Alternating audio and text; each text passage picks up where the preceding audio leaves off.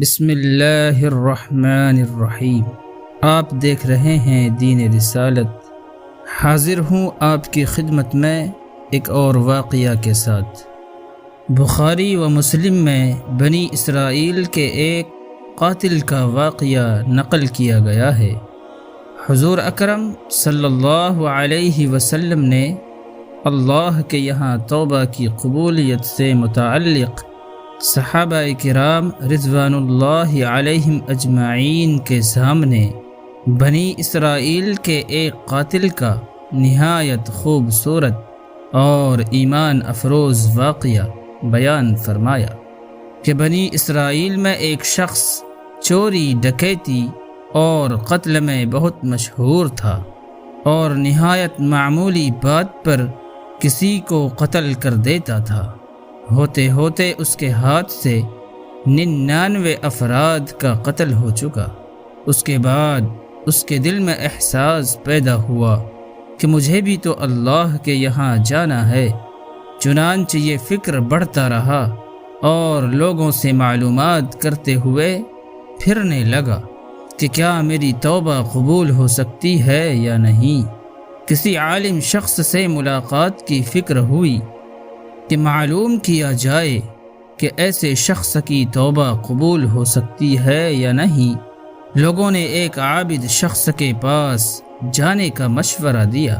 اس شخص نے اس کے پاس جا کر مسئلہ معلوم کیا کہ کیا میری توبہ قبول ہو سکتی ہے اور کیا میری مغفرت ہو سکتی ہے، جبکہ میں نے 99 انسانوں کی جان لی ہے۔ تو اس عابد کو مسئلہ معلوم نہیں تھا، تو اس نے اپنی عقل سے قیاس آرائی کی کہ جو آدمی 99 انسانوں کی جان لے سکتا ہے اس کی مغفرت کہاں سے ہوگی۔ چنانچہ اس نے کہہ دیا کہ تیری توبہ قبول نہیں ہوگی۔ تو اس شخص نے غصہ اور جلال میں آ کر اس کو بھی قتل کر کے 100 پورے کر دیے، مگر اس کے دل میں تردد باقی رہا کہ میری مغفرت کی کوئی شکل ضرور ہوگی۔ اس لیے اس نے لوگوں سے پھر معلومات کا سلسلہ جاری کر دیا کہ روئے زمین میں سب سے بڑا عالم کون ہے، اس سے جا کر کے معلوم کروں گا، وہی صحیح مسئلہ بتا سکتا ہے۔ آخر لوگوں نے اس کو بتلایا کہ فلاں جگہ ایک عالم رہتا ہے، اس سے جا کے معلوم کرو۔ چنانچہ اس نے اس عالم صاحب کے پاس جا کر اپنی زندگی کی کارگزاری سنائی اور 100 آدمیوں کو کس طرح قتل کیا سارا کارنامہ سنا کر معلوم کیا کہ اب بتلائیے کہ میری توبہ قبول ہو سکتی ہے یا نہیں۔ کہ اللہ کے یہاں مجھ جیسے گناہ گار کے لیے بھی مغفرت کا کوئی خانہ ہے۔ تو اس عالم صاحب کو چونکہ علم تھا تو اس نے بتلایا کہ تیرے گناہ معاف کرنے میں اللہ کے یہاں کیا رکاوٹ ہے۔ اللہ کی رحمت کا سمندر تجھ جیسے گناہ گاروں کے گناہوں سے بہت بڑا اور بہت وسیع ہے۔ چنانچہ اس عالم صاحب نے مشورہ دیا کہ تم فلاں جگہ سفر کر کے جاؤ، وہاں کچھ اللہ کے بندے رہتے ہیں، ان کا مشغلہ صرف اللہ کی عبادت ہے، ان کے ساتھ مل کر اللہ کی عبادت کرو اور نادم ہو کر اپنے گناہوں کی معافی مانگو، انشاءاللہ تمہاری مغفرت ہو جائے گی۔ جب اس شخص نے آدھا راستہ طے کر لیا تو ملک الموت آ گئے اور اس کی موت ہو گئی۔ اب اس کی روح لے جانے کا مسئلہ کھڑا ہوا۔ آسمانوں سے رحمت کے فرشتے بھی آئے اور عذاب کے فرشتے بھی۔ رحمت کے فرشتے کہنے لگے کہ اس کی روح لے جانے کا حق ہم کو ہے، اس لیے کہ یہ سچے دل سے توبہ کر کے عبادت کے لیے جا رہا ہے۔ اور عذاب کے فرشتے کہنے لگے کہ اس کی روح لے جانے کا حق ہم کو ہے، اس لیے کہ اس شخص نے کبھی کوئی نیک کام نہیں کیا ہے، پوری زندگی معصیت میں گنوا دی ہے، اسی دوران آسمانوں سے آدمی کی شکل میں ایک فرشتہ آیا۔ بعض روایت سے معلوم ہوتا ہے کہ یہ آنے والا فرشتہ حضرت جبرائیل امین علیہ السلام تھے۔